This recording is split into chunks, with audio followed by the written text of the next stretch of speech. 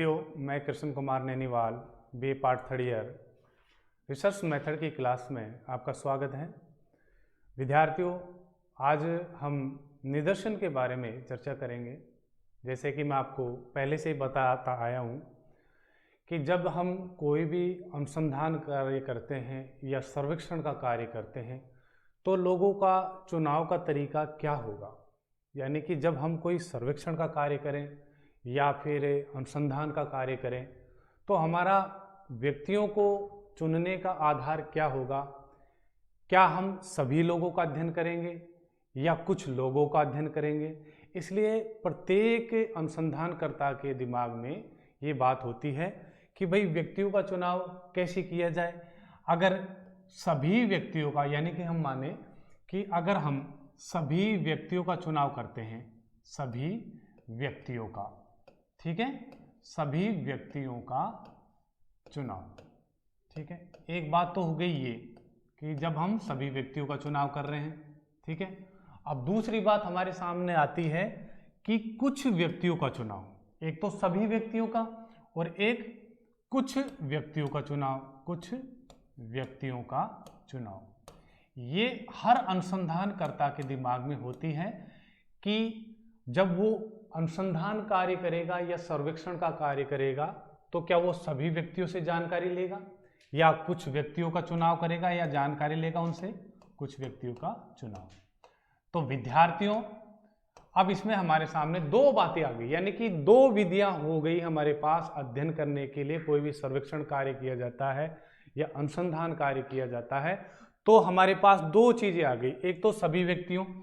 अब ये सभी व्यक्तियों का अगर हम चुनाव कर रहे हैं, अगर हम सभी व्यक्तियों से जानकारी प्राप्त कर रहे हैं, कोई भी हम सर्वेक्षण, क्योंकि हमारा विषय समाजशास्त्र है तो समाजशास्त्र में हम समाज की समस्याओं के बारे में, संस्कृति के बारे में, रीति रिवाजों के बारे में, अन्य चीज़ों के बारे में, जो भी सामाजिक चीज़ें हैं उनके बारे में हम अध्ययन करते हैं।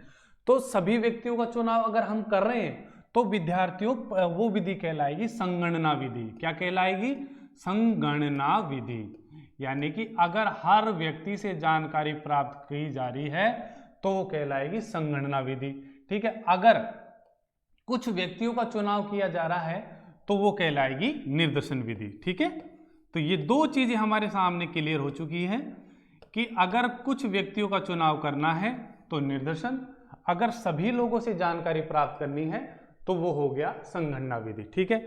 अब इसमें इन दोनों में एक चीज बात याद रखी जाती है, ये चीजें चलती है कि एक चीज आएगी आपके पास इस निर्दर्शन में, समग्र, ठीक है। ये क्या होता है इसको भी जानना बहुत ही आवश्यक है, क्योंकि हम ये निर्दर्शन और संगणना विधि के बारे में जानकारी प्राप्त कर रहे हैं। तो ये समग्र के बारे में ये दोनों चीजें में होता है, यानी कि ये समग्र सभी व्यक्तियों का जो, यानी कि जो भी व्यक्ति होते हैं तो उनका कुल योग, संपूर्ण तरह से व्यक्तियों का कुल योग कहलाता है समग्र, ठीक है। या हम ऐसे बोल सकते हैं संपूर्ण इकाइयों का योग समग्र कहलाता है, ठीक है। एक ये बात क्लियर हो गई। और दूसरी बात आएगी इन चीजों को पढ़ने में कि इकाई, एक चीज ये भी आएगी कि इकाई क्या है, ठीक है। ठीक है, एक बात आ गई समग्र और एक आ गई इकाई, ठीक है। समग्र हो गया कि संपूर्ण इकाइयों का योग क्या कहलाता है, समग्र कहलाता है, ठीक है। जब पूरे समग्र का अध्ययन करेंगे तो संगणना, क्योंकि सभी व्यक्ति आ गए। अगर समग्र में से कुछ व्यक्तियों का चुनाव करेंगे, यानी कि सभी व्यक्तियों में से कुछ इकाइयों का चुनाव करेंगे तो निर्दर्शन विधि हो जाएगी। अब ये इकाई होती है, यानी कि इकाई होती है विद्यार्थियों व्यक्ति, ठीक है। ये व्यक्ति है, ये इकाई है और इस व्यक्ति से चार चीजें जुड़ी हुई है, यानी कि इस व्यक्ति से, एक व्यक्ति से चार इकाई जुड़ी हुई है जो इस व्यक्ति पर डिपेंड करेगी, यानी सारी इकाई इस व्यक्ति पर लागू हो जाएगी। और वो कौन कौन सी, जैसे हम बात करें कि भौगोलिक इकाई, ठीक है, पहली हो गई भौगोलिक इकाई, ठीक है, भौगोलिक इकाई, ठीक है। दूसरी हो गई व्यक्तिगत इकाई, व्यक्तिगत इकाई, ओके, व्यक्तिगत इकाई हो गई, ठीक है। तीसरी हो गई समूह संबंधी इकाई, समूह इकाई, ठीक है, समूह इकाई। चौथी हो गई भवन इकाई या भवन संबंधी इकाई, भवन इकाई, ठीक है, भवन इकाई, ये चीजें। यानी कि जब अब सारी चीजें आपके सामने ब्लैक बोर्ड पे मौजूद हैं, यानी कि जब हम कोई भी अनुसंधान कार्य करते हैं या सर्वेक्षण का कार्य करते हैं तो लोगों का चुनाव का माध्यम कैसा होगा? सभी लोगों से जानकारी प्राप्त की जाएगी या कुछ लोगों से जानकारी प्राप्त की जाएगी, ठीक है। तो सभी व्यक्तियों से संगणना, कुछ व्यक्तियों से निदर्शन, ठीक है। अब ये समग्र होता है, संपूर्ण इकाइयों का योग समग्र कहलाता है। जब पूरे समग्र का हम अध्ययन कर देंगे तो संगणना कहलाएगी। अगर समग्र में से, संपूर्ण इकाइयों में से कुछ इकाइयों का चुनाव करके हम अध्ययन करेंगे तो वो कहलाएगी निदर्शन विधि। अब इसमें इकाई मैंने आपको क्लियर कर दी कि इकाई क्या होती है, व्यक्ति। और ये व्यक्ति यानी कि ये व्यक्ति चार चीजों से जुड़ा हुआ है। अब भौगोलिक इकाई, क्योंकि हम जब कोई भी अध्ययन करेंगे तो व्यक्ति कहीं तो कहीं रहेगा, ठीक है। तो भौगोलिक इकाई होगी, जैसे गांव हो गया, नगर हो गया, कोई वार्ड हो गया, इस तरह से, ठीक है। तो भौगोलिक इकाई में गांव, नगर, वार्ड, क्योंकि व्यक्ति भौगोलिक क्षेत्र पर निवास करता है, वो रहता है, या तो वो गांव में रहेगा या नगर में रहेगा या किसी शहर के बड़े वार्ड में रहेगा, ठीक है। अब व्यक्तिगत इकाई, अब व्यक्ति भी हम देखते हैं कि भाई व्यक्ति कैसे, कि एक जैसे मान लीजिए पुरुषों से संबंधित जानकारी करनी है तो पुरुष, ये पुरुष हो गई, ठीक है। महिला आ गई, अगर कोई विद्यार्थी की समस्या है तो विद्यार्थी आ गए, ठीक है, हो गई ना, ये विद्यार्थी आ गए। अब समूह संबंधी इकाई, क्योंकि व्यक्ति गांव, शहर, पुरुष ये सब रहता है, अब समूह के रूप में भी रहेगा वो, क्योंकि हर व्यक्ति का परिवार होता है, तो परिवार को लगा लीजिए, परिवार लगा लीजिए। अगर कोई व्यक्ति कहीं काम करता है तो कोई संस्था लगा लीजिए, स्कूल, कॉलेज, ठीक है, या उद्योग, तो ये क्या हो गए, समूह संबंधी इकाई हो गई, ठीक है, ये हो गए समूह संबंधी। अब भवन संबंधी इकाई, अब भवन में कहीं कहीं तो वो रहता है, जैसे कि मकान है, कच्ची बस्ती हो सकती है, ठीक है, फ्लैट हो सकते हैं, फ्लैट, इस तरह से, क्योंकि ये व्यक्ति इकाई है और इस इकाई में ये इकाई किसी न किसी तरह से चारों चीजों से जुड़ी हुई होती है, यानी कि व्यक्ति चार चीजों से जुड़ा होता है, वो कहीं कहीं रहता भी है। अब वो पुरुष होगा, महिला होगा, विद्यार्थी होंगे या कोई अपराधी होंगे, तो व्यक्तिगत इकाई हो गई। समूह संबंधी इकाई, क्योंकि हर व्यक्ति का घर होता है, वो परिवार में रहता है, या फिर कोई, जैसे मान लीजिए आप कामकाजी चीजों का अध्ययन करना चाह रहे हैं कि जैसे कोई उद्योग में काम करता हो, कोई स्कूल का शिक्षक हो, कॉलेज का लेक्चरर हो, इस तरह से। भवन संबंधी इकाई, क्योंकि हर व्यक्ति का कोई ना कोई मकान, फ्लैट होता है जहां वो रहता है। तो इस तरह से ये चीजें, यानी कि ये चीजें काम में आती है जब हम कोई अनुसंधान करते हैं, कोई सर्वेक्षण का कार्य करते हैं, तो लोगों का चुनाव का माध्यम क्या होगा, ठीक है। तो हम पढ़ रहे हैं निदर्शन। अब निदर्शन के बारे में हम चर्चा करें कि निदर्शन क्या होता है। मैंने आपको पहले क्लियर कर दिया है कि संपूर्ण, यानी कि संपूर्ण समग्र में से कुछ व्यक्तियों का चुनाव ही निदर्शन कहलाता है। क्या कहलाता है? संपूर्ण समग्र में से, ठीक है, कुछ व्यक्तियों का चुनाव निदर्शन कहलाता है, ठीक है। ओके, ये क्लियर हो गया। अब मैं आपको बात, संपूर्ण समग्र में से कुछ व्यक्तियों का चुनाव निदर्शन कहलाता है। इस निदर्शन विधि का प्रयोग दैनिक जीवन में होता रहा है। जैसे मैं आपको एक एग्जाम्पल दूं कि घर में हमारी माता बहनें खाना बनाती है, तो बीच में से कुछ मतलब बीच में कुछ टेस्ट करके देख लेती है। चम्मच में जो लौकी की सब्जी बनी है तो उस लौकी को दबा के देखेगी कि भाई सब्जी पकी है ना पकी है। तो उस आधार पर यानी कि वो निकाली है, उस आधार पर पूरी सब्जी का मूल्यांकन हो जाता है, भाई कच्ची है या पकी है। अगर पक गई तो ठीक है, बन गई है, और नहीं कच्ची है, अगर नहीं पकी तो वो कच्ची है, तो अभी बनी नहीं, उसको और बनाना पड़ेगा। ऐसे ही हम मार्केट में देखते हैं कि हम कोई भी अनाज खरीदते हैं तो बोरियों के ढेर होते हैं। अब सभी बोरियों को तो हम देखते नहीं, किसी भी बोरी में से, मान लीजिए हमें गेहूं लेना है तो गेहूं की बोरी में से फाड़ के और उसमें से एक मुट्ठी भर उसमें उठा लेते हैं और उसका पूरा बाजार का, यानी कि पूरे गेहूं का मूल्यांकन हो जाता है कि भाई गेहूं ये सही है या खराब है। तो इस तरह से निर्देशन में संपूर्ण इकाइयों में से कुछ इकाइयों का चुनाव किया जाता है और उस आधार पर संपूर्ण अनाज का या संपूर्ण इकाइयों का जो भी जैसे मैंने उदाहरण दिया उसका मूल्यांकन कर लिया जाता है। ठीक है, अब निर्देशन की विशेषताओं के ऊपर चर्चा करें कि निर्देशन की विशेषता क्या क्या हो सकती हैं। विशेषताएं,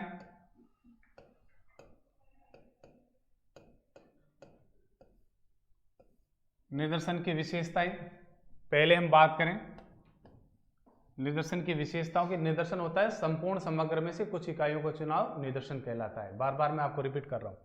ठीक है, अब सबसे पहली विशेषता है समग्र का प्रतिनिधित्व। समग्र का प्रतिनिधित्व, समग्र का प्रतिनिधित्व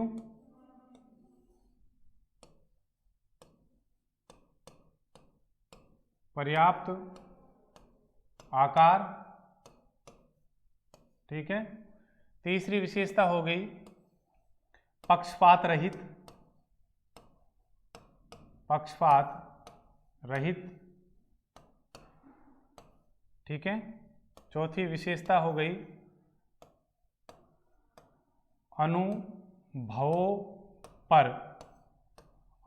पर आधारित।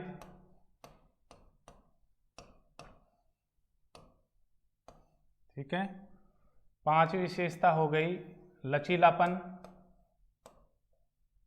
लचीलापन। छठी विशेषता हो गई विश्वसनीयता।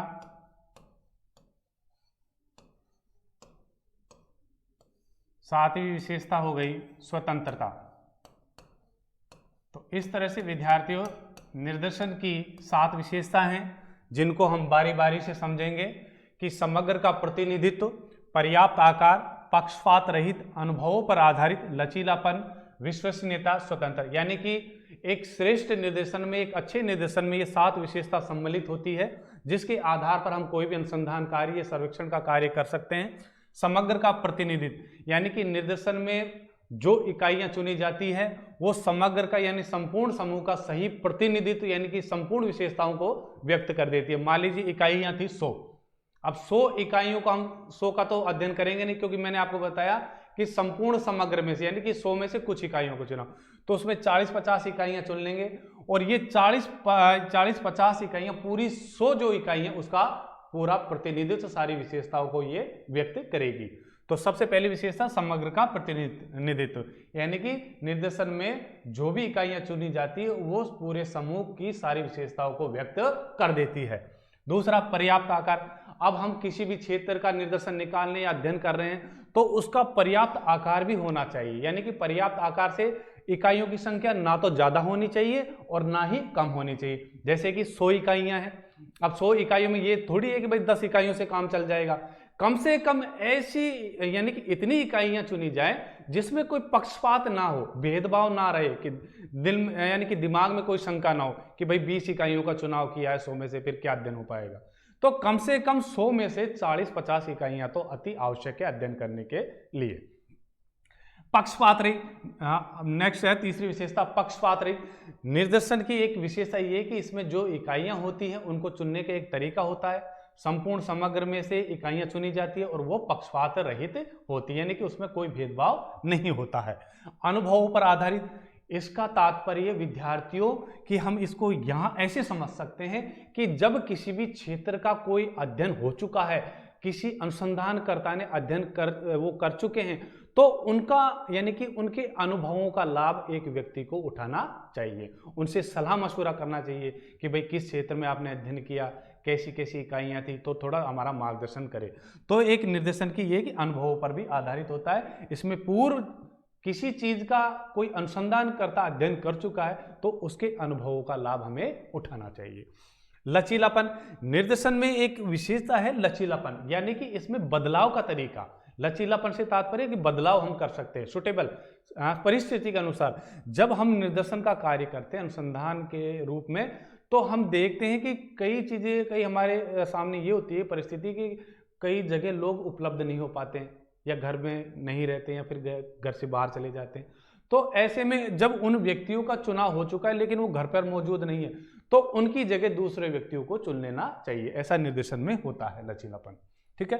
विश्वसनीयता, क्योंकि निर्देशन में समग्र में से, संपूर्ण इकाइयों में से कुछ इकाइयों का चुना जाता है, इसमें कोई भेदभाव नहीं होता, कोई पक्षपात नहीं होता, तो ये सत्य आधारित अध्ययन होता है, इसलिए एक निर्देशन विश्वसनीय माना गया है। ठीक है। स्वतंत्रता, निर्देशन में जो भी इकाइयां होती है वो अपने आप में स्वतंत्र होती है, यानी कि कोई दबाव नहीं होता कि इस इकाई को जरूरी है, इस इकाई को। अनुसंधानकर्ता अपने हिसाब से, समग्र में से अपने हिसाब से इकाइयों का चुनाव वो कर सकता है। तो विद्यार्थियों, इस तरह से ये थी निर्देशन की विशेषता। अब आगे हम पढ़ेंगे निर्देशन की विधियों के बारे में कि भाई जब अनुसंधान कार्य होता है, सर्वेक्षण का कार्य होता है, तो निर्देशन के लिए दो विधियां काम में ली जाती है, एक तो संभावनामूलक और दूसरी असंभाव्य। ठीक है। तो अभी सुनिएगा।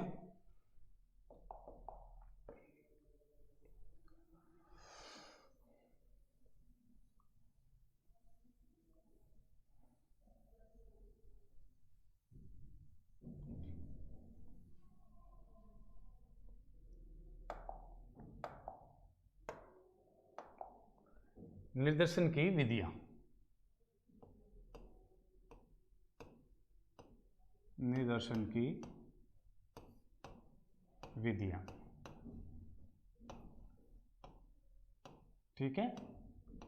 यानी कि जब कोई अनुसंधान कार्य होता है, सर्वेक्षण का कार्य होता है, तो उसके लिए निर्देशन की दो विधियों का उपयोग अनुसंधानकर्ता अपने अध्ययन कार्य में करता है।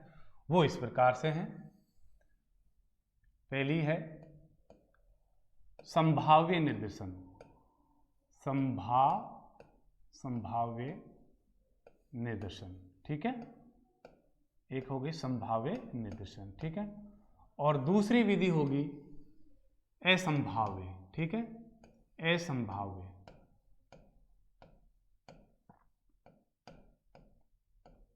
असंभाव्य निर्देशन। ठीक है। यानी कि जब भी कोई अनुसंधान कार्य होता है, सर्वेक्षण का कार्य होता है, तो निर्देशन की दो विधियां काम में ली जाती है, एक तो संभाव्य निर्देशन और दूसरा असंभाव्य निर्देशन।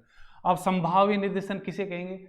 जब निर्देशन दैव तरीके से या संयोग तरीके से होता है, या जब इकाइयां दैव तरीके से या संयोग के तरीके से चुनी जाती है, जिसमें सभी इकाइयों को चुने जाने की पूरी संभावना होती है, उसे संभाव्य निर्देशन बोला जाता है।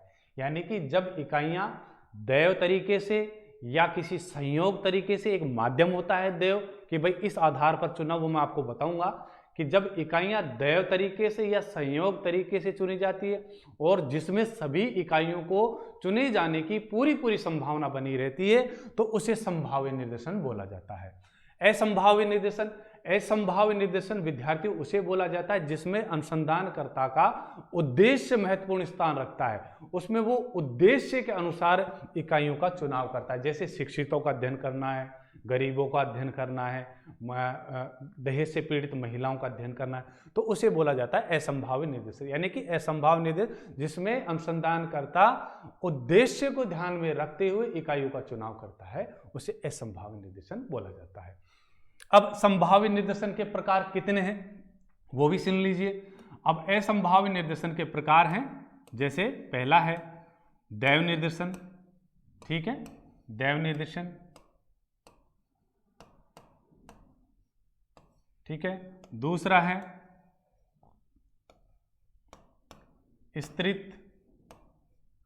स्त्रित या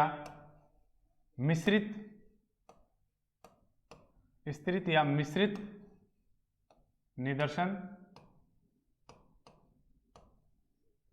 ठीक है। तीसरा है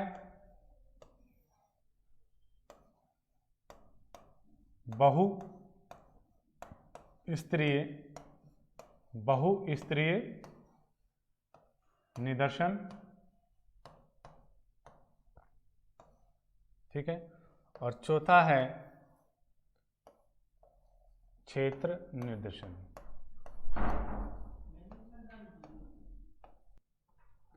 संभाव्य निर्देशन के प्रकार हो गए दैव निर्देशन, स्त्रित या मिश्रित निर्देशन, तीसरा है बहुस्तरीय निर्देशन और चौथा है क्षेत्र निर्देशन।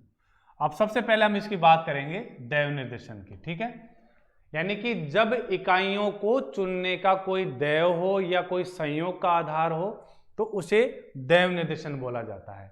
जब इकाइयां दैव तरीके से या संयोग के तरीके से चुनी जाती है उसे दैव निर्देशन बोला जाता है। इसमें सभी इकाइयों को चुने जाने की एक पूरी संभावना होती है तो उसे दैव निर्देशन बोला जाता है। अब दैव निर्देशन के भी प्रकार है। दैव निर्देशन किस तरह से, अब जैसे संयोग क्या था, मैंने आपको बताया ना दैव या संयोग क्या था, उनको चुनने का क्या आधार, तो इस तरह से हम समझेंगे। अब ये दैव निर्देशन के भी चुनने की कुछ विधियां हैं, जैसे कि पहली है विधि लॉटरी विधि। लॉटरी विधि, ठीक है। दूसरी है कार्ड विधि। कार्ड विधि, ठीक है, जिसको कार्ड टिकट प्रणाली बोल सकते हो, कार्ड विधि भी बोल सकते हो आप। तीसरी है टिपेट विधि। टिपेट विधि। चौथी है ग्रिड प्रणाली या विधि, ठीक है। पांचवी है नियमित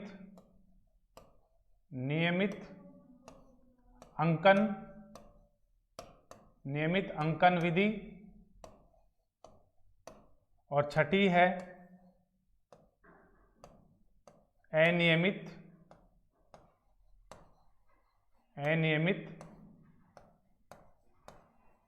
अंकन विधि, ठीक है।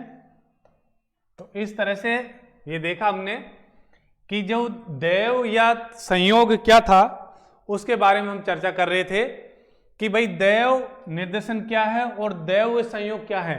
क्योंकि जब इकाइयां दैव या संयोग के आधार पर चुनी जाती हैं तो उसे दैव निर्देशन बोला जाता है। और ये दैव संयोग क्या होता है, जैसे लॉटरी विधि है।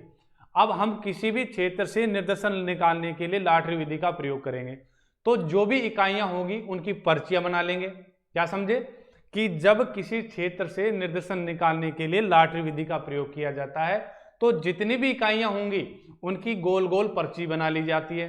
फिर पर्ची बनाने के बाद भाई निर्धारित मात्रा में, भाई जैसे मान लीजिए 100 इकाइयां थी, अब 100 की हमने पर्ची बना ली। अब उनमें से 100 में से 40 इकाइयां चुननी है तो 40 इकाइयों का चुनाव कैसे होगा, लॉटरी बना ली, वो कार्ड उसकी पर्ची गोल गोल पर्ची बना ली। और पर्ची बनाने के बाद या तो आंख बंद करके, ये दैव हो गया संयोग हो गया, आंख बंद कर ली, ठीक है, आंख बंद करके वो 40 से पर्चियां उठा ली जाएगी। तो इस तरह से ये दैव या संयोग ये होता है कि कोई माध्यम होता है इकाइयों को चुनने का। तो लॉटरी विधि में जितनी भी इकाइयां होती है और उनमें से जितनी भी इकाइयां चुननी होती है तो उनकी गोल गोल पर्चियां बनाकर आंख बंद करके या किसी निष्पक्ष व्यक्ति से या बच्चे से जितनी भी इकाइयां चुननी है निर्देशन में उन इकाइयों का चुनाव कर लिया जाता है। और जब पर्ची के माध्यम से, लॉटरी के माध्यम से जितनी भी इकाइयां आएंगी उनका हम अध्ययन कर लेंगे, ठीक है। तो ये होगी लॉटरी विधि। अब नेक्स्ट हम बात करें कार्ड विधि। अब ये भी इस तरह से, अब जो भी निर्देशन की इकाइयां होती हैं उसके लिए कार्ड बना लिया जाता है और कार्ड पे या तो इकाइयों का नाम लिख दिया जाता है या कोई उनको संख्या दे दी जाती है, ठीक है। फिर उसके बाद क्या होता है कि उन कार्डों को, जैसे मान लीजिए 100 इकाइयां थी तो 100 इकाइयों के कार्ड बना लिए, ठीक है। मान लीजिए BA part first year sociology के 100 विद्यार्थी है तो 100 के अपन ने कार्ड बना लिए और उस प्रत्येक कार्ड पे एक एक नाम लिख दिया। फिर उन कार्डों को हम क्या करते हैं कि एक गोल सी वस्तु, कोई भी जैसे ड्रम हो सकता है, उसमें उसको डाल देते हैं, ठीक है। तो हम क्या करते हैं कि हम दैव तरीका अपनाएंगे कि भाई 50 बार, जैसे 10 बार ऐसे हिला के या 20 बार ऐसे घुमा के हमें 20 इकाइयां लेनी है। तो इस तरह से ये प्रक्रिया, यानी कि घुमाने की प्रक्रिया उतनी बार दोहराई जाएगी जितनी इकाइयों का हमें चुनाव करना है, ठीक है। तो इसे कार्ड या ढोल घुमाकर विधि भी कहा जाता है। समझे ना कि भाई जितनी भी इकाइयां होंगी उनके नाम लिख देंगे, उनको गोल ड्रम में भर देंगे, ठीक है। अब जितनी भी, मान लीजिए 100 में से 20 इकाइयों को चुनना है तो 10 बार ड्रम को हिला के एक कार्ड निकाल लिया, फिर 10 बार घुमाएंगे, फिर एक कार्ड। तो ये प्रक्रिया 20 बार अपनाई जाए क्योंकि हमें 20 इकाइयों का चुनाव करना है।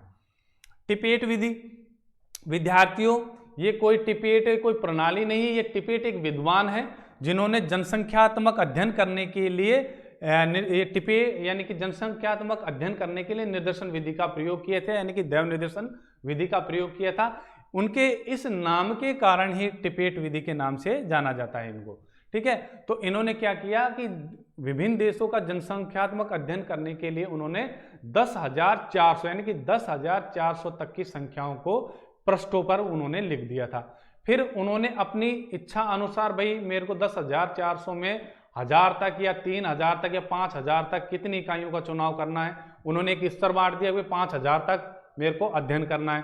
फिर 5000 तक की संख्याओं को पुस्तकों के पृष्ठ पर उल्टे सीधे क्रम में किसी तरह से लिख दिया, और फिर उन्होंने ये भी निर्धारित कर लिया कि 5000 में से 100 इकाइयों का चुनाव करना है।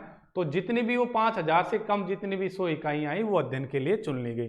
अब जैसे इसका एग्जाम्पल हम समझें कि जैसे मैं आपको बता रहा हूं कि मान लीजिए हमारे आस्था महाविद्यालय में बीए में यानी कि डिग्री में हमारे 1000 बच्चे हैं, ठीक है। अब 1000 के बच्चों का तो अध्ययन होगा नहीं, तो टिपेट विधि के माध्यम से हम अध्ययन करना चाह रहे हैं, तो 500 तक विद्यार्थियों को हम अध्ययन करेंगे। कितने? 500 तक विद्यार्थियों को हम अध्ययन करेंगे। अब 500 तक विद्यार्थियों क्या करेंगे कि पृष्ठों में यानी कि किसी पुस्तक के पृष्ठों में पन्नों में उन 500 विद्यार्थियों के नामों को लिख देंगे उल्टे सीधे क्रम में। फिर उसमें हम ये निर्धारित करेंगे कि भाई 500 तक में 100 विद्यार्थियों को ही लेना है। तो जैसे तीसरा पृष्ठ खोला, एक आ गया विद्यार्थी, 5वां पृष्ठ खोला, ठीक है। 500 तक का पेज बना देना हमें, 500 तक, 500 से ऊपर का, 500 से नीचे की बात नहीं करनी है, 500 तक, एक से लगा के 500 तक, ठीक है। अब उसमें हमें 100 विद्यार्थी लेने हैं, तो ये इस तरह से 100 बार ये प्रक्रिया हम करेंगे। भाई एक बार एक विद्यार्थी आ गया, फिर दूसरा विद्यार्थी आ गया, तो इस तरह से वो 100 विद्यार्थी, जब 100 विद्यार्थी हमारे अध्ययन की इकाई बन जाएंगे तो हम 100 विद्यार्थियों से जानकारी पूछ लेंगे। तो इस तरह से ये कहलाती है टिपेट विधि। फिर इसके बाद ग्रिड प्रणाली, ये होती है विद्यार्थियों किसी क्षेत्र से अध्ययन करने के लिए एक नक्शा प्रणाली, यानी कि हम किसी क्षेत्र का हम जब अध्ययन करना चाह रहे हैं तो उसका अध्ययन करने से पहले क्या है, जैसे मान लीजिए ग्रिड प्रणाली की मैं बात कर रहा हूं, थोड़ी सी मिस्टेक आ गई थी विद्यार्थियों। ग्रिड प्रणाली यानी कि हम जब किसी क्षेत्र से निर्देशन द्वारा अध्ययन करते हैं तो सबसे पहले उस क्षेत्र का नक्शा तैयार किया जाता है। ग्रिड होता है नक्शा प्रणाली, तो नक्शा तैयार किया जाता है। जैसे कि मान लीजिए हम इटावा का अध्ययन करना चाह रहे हैं, इटावा क्षेत्र का, तो इटावा का एक हम नक्शा बनाएंगे।